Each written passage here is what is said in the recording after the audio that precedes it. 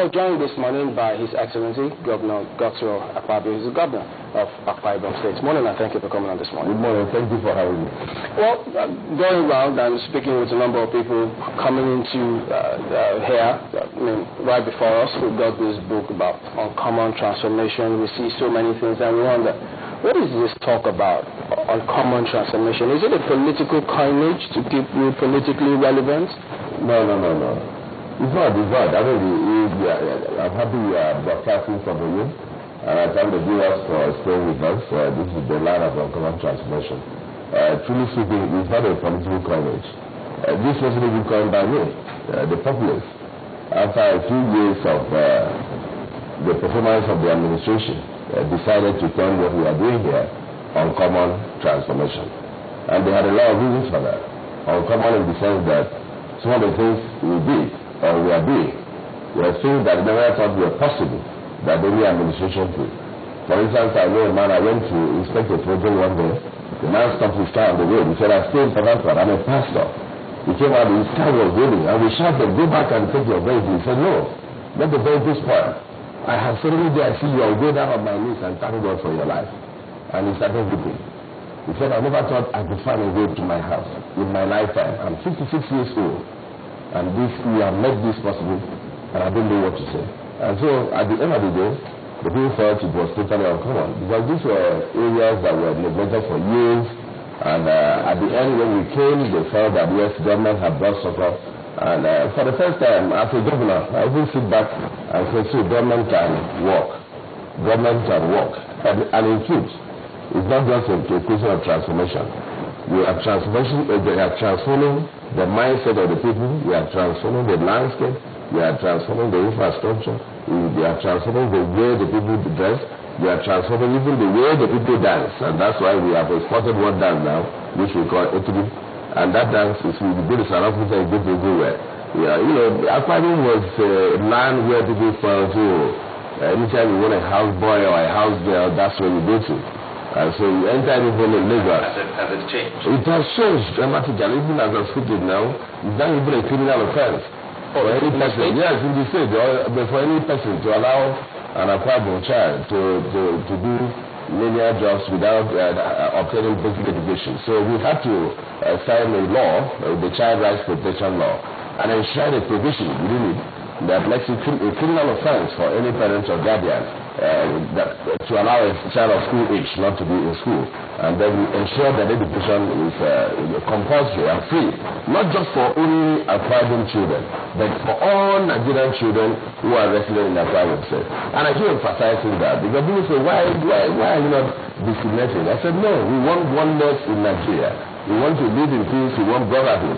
And I also have this personal belief that if you educate your children and they become master's degree holders, PhD degree holders, and you educate your neighbors, you are preparing armed robbers to attack your graduate children in the future. So the policy is open to all Nigerian children who are resident in Akpabio. And that is totally uncommon. To find out that during school hours you don't see a single child on the street that is hawking. And in order to ensure that policy was successful, government appointed special assistants for education monitoring, provided them with vehicles.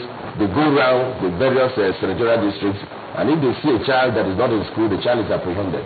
And there is a provision within the law that allows for reprimand. So the parent or guardian could be questioned, and of course could be detained by the police, and eventually could be charged to court if the person continues to be a serial offender. I was just going to ask you, sir, if you intend to change the payoff, because one of the things we're discussing when we walked in here was, what's the payoff for Akpabio State? I mean, Akpabio, when you see it on the plate of a car, yes. We're like, okay, the land of province. Is this something you intend to change? No, I don't intend to change that. The only thing is that people are now feeling that by the time I finish in 2015, they will change it from the land of province to the land of fulfillment. So I'm not going to be the one to say it, because I need the judgment to the people of Nigeria and to Akpabio people. Well, just to talk about the housebound issue, we'll look at some other critical issues. I wanted us to look more into that before we move on. Perhaps you must have done your own investigation and find out what exactly is happening, that almost everyone at that point in time would want to give their child out to someone to do menial jobs? Well, there were so many reasons, of course, and that is why I want to thank President Goodluck for Jonathan for the Almajiri schools that is building all over the north now. And I do hope that will be extended to some southern parts and some remote areas in the country. Judging from personal experience, even 10 naira will stop a child from achieving his destiny. The reason is that there are so many families that live below the poverty line and therefore could not afford education. And of course, Akwa Ibom is one of those states that you will say that suffered greatly from, in good, the Nigerian injustice, which have been prevalent right from independence. For instance, we have hydrocarbon. Most of them affect our shoreline. We have fishermen who go hungry, and whenever there is oil spill, we kill their aquatic life. You can't get shrimps, you can't get fish, you can't get anything. So you go out in the morning as a parent, struggling to go and get your daily bread, and you come back with dead fish. What do? Rotten dead fish, contaminated. At the end, that is, you are now thrown into poverty because you have no other means of livelihood. And so what do? You have to send your children out to Lagos, to other places, and they will go there and sell groundnut and stay with people. And then, of course, it was a big industry. You have a big madam who could have up to 100 and something children under her care, and she distributes those children at will because of abject poverty. So, clearly speaking, I think the reason was that government did not really look at the issue. And so the only way that that issue could have been ameliorated would have been that government should have taken proactive steps to ensure that that did not happen. Of course, you remember the obnoxious onshore-offshore dichotomy issue. When we came back to Nigeria, it was not really a country of justice at that time. Nigeria is getting better. Where people say, oh, because oil is produced on the shoreline, even though it affects you, and it affects your aquatic life, it affects your livelihood, it affects your means of existence. You cannot get revenue on it, you get zero. Everything goes to the federation because at that time, I don't want to believe that it was because of the minority status of Akwa Ibom or the oil producing community. I just think that it was just poor government policy. A situation where government was not interested in the feelings of the people.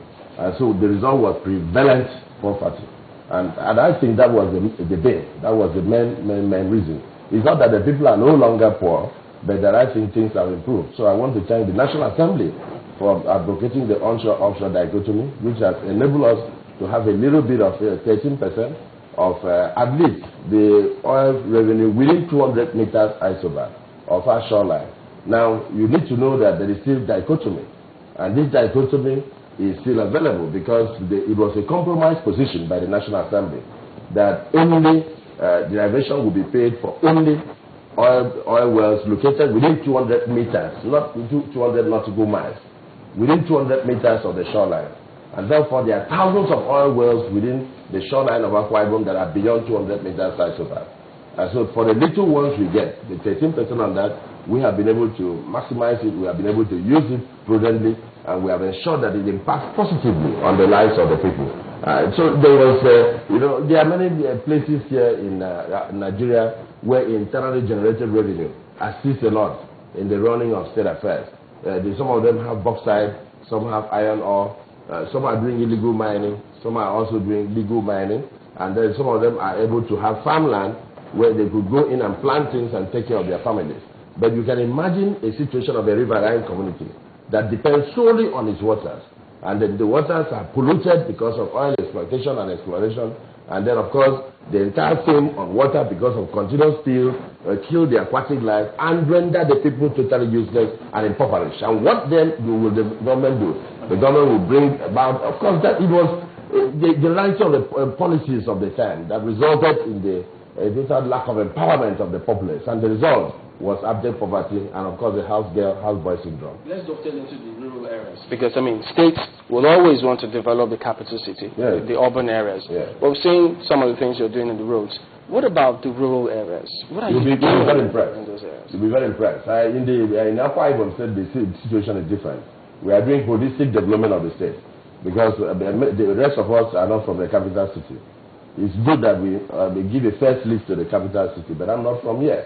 And many of us are not from the capital city. We only come here to visit and go back. And so the state government was alive to its responsibilities we ensured that we undertook at least small scale projects in all the rural areas in the state. And I can tell you, as I speak, without being boastful, we've done up to 4,000 completed projects.